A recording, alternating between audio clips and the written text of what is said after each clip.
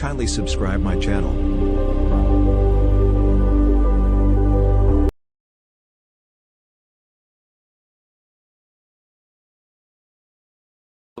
تاریخ انسانیت سے یہ محرم کی جو فضیلت اور خاص وہ 10 محرم کی فضیلت چلی آ رہی ہے، کیونکہ آدم علیہ الصلوۃ والسلام کی جو تخلیق ہے اور ان کے اندر روح کا جو ہے نزول ہے، یہ سب 10 محرم میں ہوا اور یہ اسی طریقے سے تمام انبیاء کرام علیہم الصلوۃ والسلام کو مختلف مصائب سے جو نجاتی ہوئی ہیں وہ سب 10 ہوئی ہیں، وہ سب 10 محرم کو ہوئی ہیں۔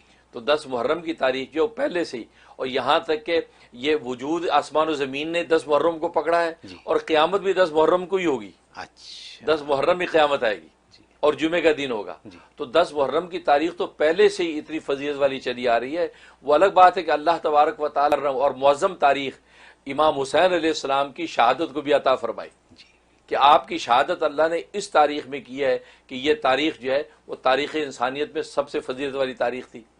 تو اس تاریخ کے اندر امام حسین علیہ السلام کی شہادت عمل میں آئی ہے اور جو دردناک واقعہ ہے اس کی کوئی نظیر نہیں ہے۔ ظاہر ہے کہ اللہ تبارک و تعالی نے آخرت میں ان کو وہ مقام عطا کرنے ہیں کہ وہ حسن و حسین، جیسے کہ حدیث میں آتا ہے کہ یہ دونوں جنت کے سردار ہوں گے، تو یہ دونوں نواز کے سردار، تو سرداران جنت ان کو بنانا ہے۔ تو دنیا کے اندر جو ہے یہ مصائب کی کوئی حقیقت نہیں ہے کہ آخرت کی سرداری ان کو عطا کر دی گئی۔ تو یہ 10 محرم کی تاریخ سب کے نزدیک جو ہے یہ قابل احترام اور معظم ہے۔ اور مزے کی بات یہ کہ محرم کا جو روزہ ہے، خاص طور پہ 10 محرم کا روزہ، یہ روزہ رمضان کے روزوں کے بعد سب سے زیادہ معظم اور مکرم روزہ یہ 10 محرم کا ہے۔ یہاں تک کہ نبی کریم صلی اللہ علیہ وسلم جو ہے جب وہاں تشریف لے گئے، مدینہ طیبہ ہجرت کر کے گئے، تو وہاں دیکھا کہ وہ روزہ رکھ رہے ہیں۔ تو آپ نے پوچھا یہ کیا روزہ ہے بھائی، تم کیا رکھ رہے ہو؟ کہا کہ یہ روزہ ہم نے رکھا ہے کیونکہ حضرت موسیٰ علیہ الصلوۃ والسلام نے روزہ رکھا تھا جب وہ فرعون سے نجات ہوئی تھی قوم کو، تو شکرانے کے طور پہ انہوں نے یہ روزہ رکھا تھا، لہٰذا ان کی اتباع میں ہم روزہ رکھتے ہیں 10 محرم۔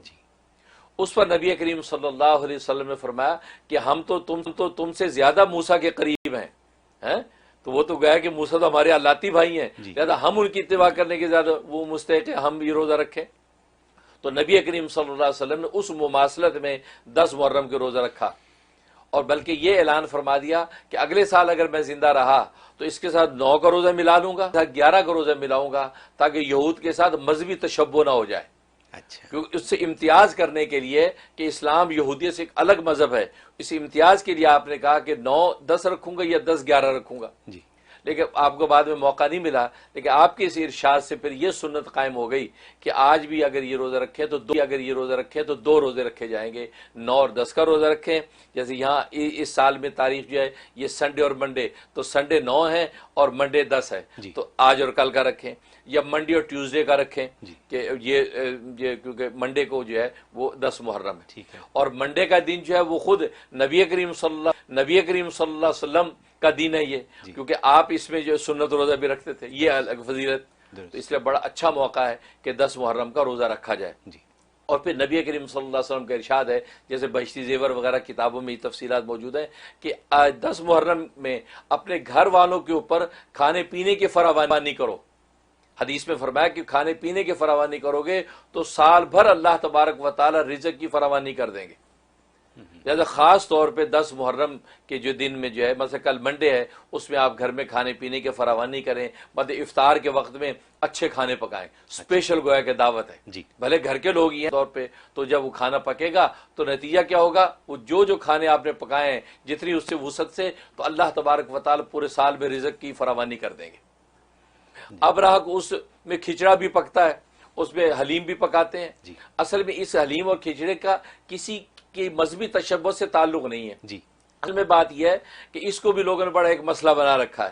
اصل میں بات یہ کہ چونکہ یہ کہا گیا حدیث میں کہ اس دن میں زیادہ سے زیادہ کھانوں کی ورائٹی ہونی چاہیے، تاکہ اللہ تبارک و تعالیٰ کی رحمت اور وسعت ہر طرح کی ورائٹی کے اندر ہو۔ تو اس کے لیے کیا کیا پرانے لوگوں نے، یہ سوچا کہ ایک ایسا کھانا بنایا جائے کہ جس کے اندر جو ہے وہ ہر کائنڈ کا جو ہے وہ اناج آ جائے، ہر کائنڈ کا اناج اس کے اندر ہو۔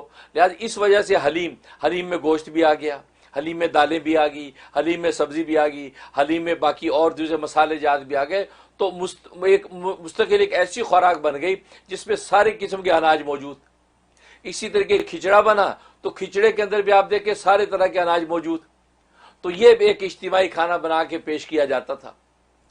وہ پھر کسی ایک خاص طبقے نے اس کو باقاعدہ کرنا شروع کر دیا تو لوگوں نے یہ سمجھا کہ یہ کوئی مذہبی تصور ہے کہ جس کے تحت وہ خاص طبقہ کرتا ہے لہذا دوسروں کو کرنا جائز نہیں ہے. تو یہ چیز جو ہے آپس میں جو ہے وہ فاصلے پیدا کرنے کے لیے لوگوں نے کھڑی کر دی. نتیجہ کہ آج جو ہے نا خام خواہ سر پٹول ہوتا ہے اور امت ٹکڑے ٹکڑے ہوتی نظر آتی ہے. اس لیے جو ہے نا بالکل آپ حلیم پکا سکتے ہیں کیونکہ اسی وسعت کی نیت سے, اور کھچڑا پکا سکتے ہیں وسعت کی نیت سے, کیونکہ کسی کی رسم کی ادائیگی نیت نہیں ہے. آپ کھانا پکا رہے ہیں وہ بھی ایک کھانا ہے, حلال کھانا, اس کو آپ حرام سمجھ کے ہٹائیں یہ اس کی بھی گنجائش اجازت نہیں ہے. ٹھیک ہے حضرت, تو لہٰذا اس میں جو وسعت کے ساتھ کھانا پکائیں تو 10 محرم میں یہ اس کے, اور اس دن کے اندر یہ فرمایا کہ صدقات و خیرات کریں, اور اس دن کے اندر روزہ, اور روزہ اتنا اہم ہے کہ خود نبی کریم صلی اللہ علیہ وسلم کا ارشاد ہے کہ آج کے دن میں تو جنگل کے درندے بھی روزہ رکھتے ہیں.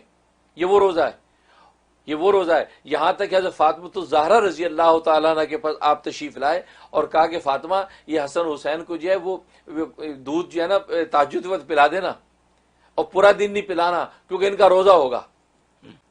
کیوں؟ کیا فرمایا کہ آج کے دن میں جنگل کے درندے بھی روزہ رکھتے ہیں. یہ روزہ اللہ تبارک و تعالیٰ کا اتنا مکرم ہے کیونکہ یہ ایک روزہ ایک سال کے بعد بشمار کیا جاتا ہے. اس لیے علماء نے لکھا ہے کہ قرآن کریم میں اللہ تبارک و تعالیٰ نے جو قسم کھائی ہے والفجر ولیال عشر, کہ 10 راتوں کی جو قسم کھائی ہے, تو ایک تفسیر کے مطابق یہ کہ 10 راتوں سے مراد یہ محرم کی 10 راتیں ہیں.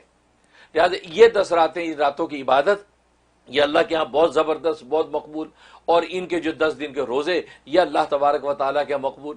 تو وہ جو ہے ان روزوں کی انتہائی فضیلت ہے. تو روزہ رکھیں اور افطار کے وقت کے اندر وسعت کریں, کھانے پینے کی وسیع دسترخوان بچھائیں, اور جو اللہ سے برکت کی دعا مانگیں تو اللہ تبارک و تعالیٰ اپنی خصوصی رحمت برکت عطا کرتے ہیں. بہت خوب. حضرت اسی روزے کے حوالے سے ایک سوال اور پوچھوں گا کہ کیا محرم کے پورے مہینے میں 10 کے بعد, جیسے آپ نے فرمایا 11 کو بھی رکھنا چاہیے, تو کیا پورے مہینے روزے رکھیں تو اس کی فضیلت کیسی ہے؟ ویسے اس لیے یہ بھی ایک روایت میں آتا ہے کہ محرم کا مہینہ روزے کا مہینہ ہے, رمضان کے بعد یہ روزوں کا مہینہ ہے.